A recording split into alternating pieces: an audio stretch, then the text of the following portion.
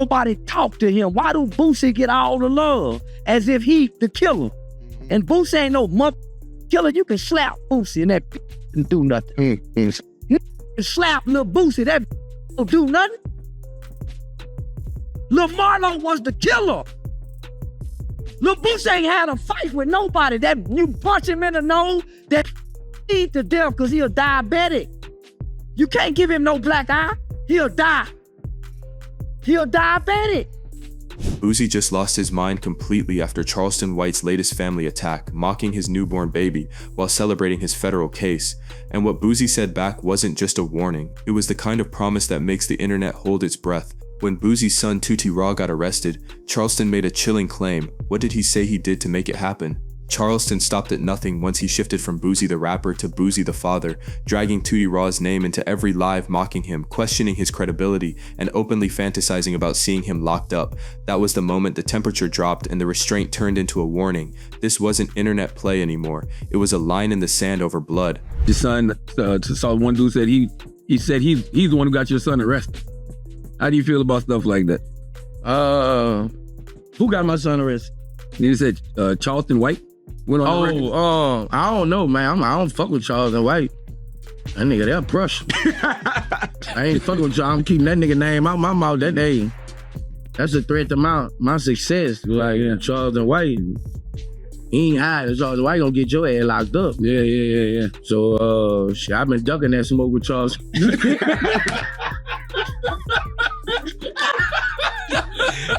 This smoke I haven't heard Boosie say ducking. That's some smoke you don't want, man. I ain't trying to have them man calling no DAs and all this on me. That's real shit.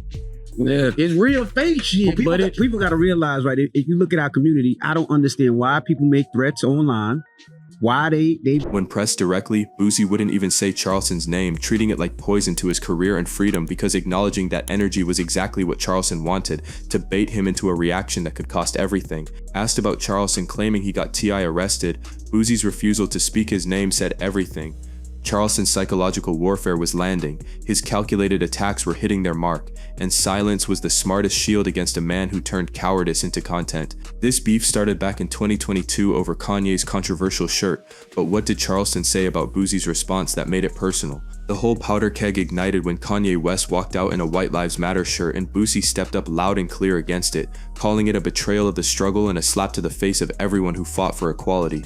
Charleston saw that moment and flipped it, defending Kanye not just to be contrarian but to paint Boosie as a hypocrite, turning a culture debate into a personal vendetta with a calculated target. Boosie knew responding the wrong way risked everything, which is exactly why Charleston kept pressing that nerve to force a mistake.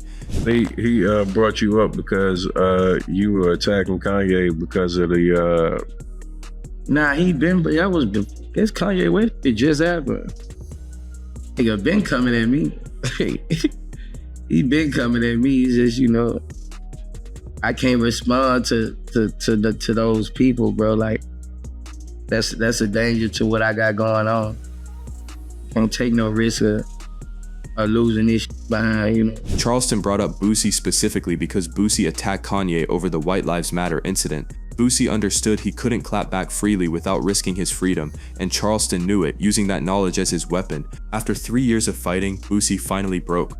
What forced him to accept a plea deal that could put him behind bars for a decade. Boosie spent years walking a razor's edge, balancing a public war with a man weaponizing the system against him, while trying not to give that same system any reason to crush him harder, moving carefully while Charleston danced freely. Every disrespect, every taunt, every livestream was designed to provoke a slip, to make Boosie react in a way that would validate Charleston's threats about calling authorities, and the stakes kept rising as the courtroom shadow grew longer over his moves. Charleston had turned the justice system into his personal bodyguard, bragging openly about his police connections while knowing Boosie had to calculate every response. Where the feds picked it up. Now, it was a state case. The feds came, picked it up. They had a ruling in the Supreme Court that went in my favor, and the case got dropped by the judge. The case got dropped. The turning point came when what started as a state problem turned federal, and the pressure went from heavy to unbearable in an instant, changing the entire game. Once that escalation hit, the math changed completely, and fighting meant risking even more time, possibly decades instead of years. The moment news broke, Charleston White went live with a celebration so twisted it crossed every line. What did he say that shocked even his own supporters? Charleston built his brand on dancing on the edge of disaster, daring the most dangerous figures in hip-hop to react while he hid behind the rules he mocked them for following, turning snitching profitable, and somehow convincing the internet to watch him play with fire daily. He mocked legends, disrespected their mothers, threatened their children, and laughed because he knew consequences for him came with handcuffs for anyone who touched him, not for his mouth running wild. Boosie going to jail! Oh, God! Oh, God is good. I keep telling y'all, street he got them songs. God did not look out the street. Boosie really thought he wasn't going to jail on that pistol. I knew he was going. He going to jail. All that newborn baby. Won't get the Boosie won't get to see that newborn baby till that baby be walking and talking. Boosie going to jail! His entire empire was built on one formula: find the most dangerous people and dare them to do something about his disrespect. The celebration wasn't just a victory lap, it was cruelty for content, pure malice, monetized, and he aimed below the belt like he always does when he smells blood in the water. Charleston predicted Boosie would go to jail and said that newborn baby wouldn't see his father until the child was walking and talking, weaponizing an innocent child to twist the knife and show how deep his hatred runs, how far he'd go for views. Charleston defends being called a rat, but what exactly did he testify about when he was just 14 years old? From the start, Charleston turned cooperation into identity, making telling a tool and then a brand, preaching that truth-telling and reports were his protection while others were trapped by the codes they grew up under, the same codes he never respected. He wasn't pretending to be a street kid, he leaned into not being one and used that to justify weaponizing information against anyone who challenged his act, turning his lack of street cred into his greatest weapon. Charleston represents everything traditional hip-hop stands against: snitching, police cooperation, attacking family, hiding behind the system while claiming to be tough. Not a street kid. I'm not a criminal. I'm a kid who was raised to tell the truth. When my mama come in and say, son, what happened? Mama, I didn't do that. I got to pay for a lawyer. I got two lawyers, Carl Mallory and Louis Stern. Louis Stearns became Judge Stern, Judge Louis Stern. But nigga, I had two paid for a lawyer. My mama is a well-to-do mama. I'm just playing, I ain't playing. I'm an adolescent going through an adolescent stage of rebelliousness. Ain't no street. Hell yeah, I'm gonna tell on you. I've been telling since I was a little bitty boy.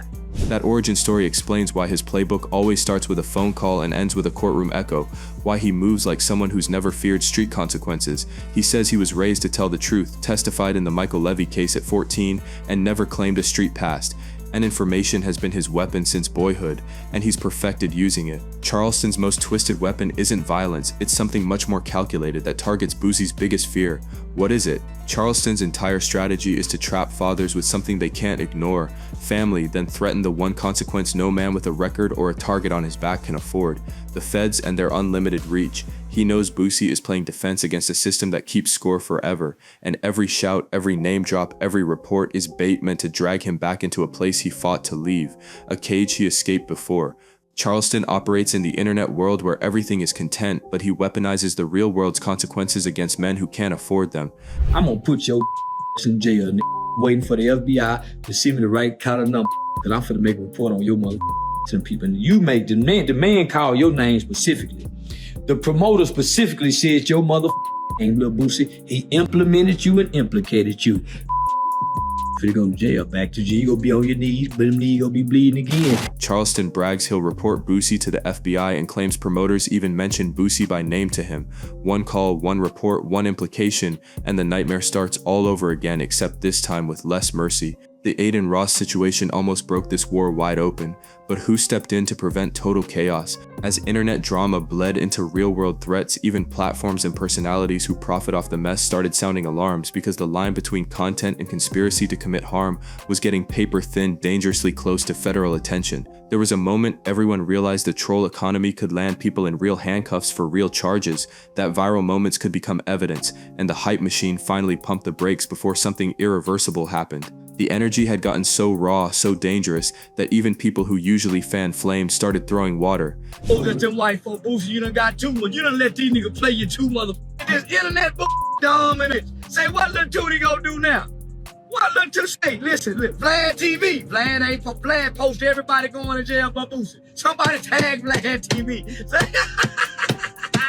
DJ Vlad stepped in with a reality check, warning that if this kept escalating, everybody going to jail, and that sober shot across the timeline might have saved more than one career from ending behind bars. With Boosie facing prison time and Charleston claiming victory, the streets are asking one crucial question: will this end Boosie's legacy? This fight became a referendum on culture itself, what hip-hop tolerates, who gets to weaponize institutions, whether fatherhood still outranks clout when the cameras stop rolling, and what happens when internet culture collides with street principles. Charleston wanted attention and got it, but he also woke up something that should have stayed sleeping.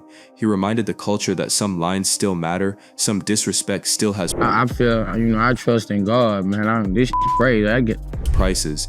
Even as Charleston celebrated and the internet debated, Boosie's answer wasn't just defiance, it was faith. The kind that has carried legends through storms bigger than this, through losses that would break normal men. And faith like that has a history of outlasting headlines and outliving hate, of turning temporary setbacks into permanent comebacks. Boosie says he still trusts in God and prays for strength, a signal that this story isn't over, and that victory dances might age badly when the dust settles and real consequences arrive. Before this ends, understand the bigger picture that brought T.I. and King Harris into the fold.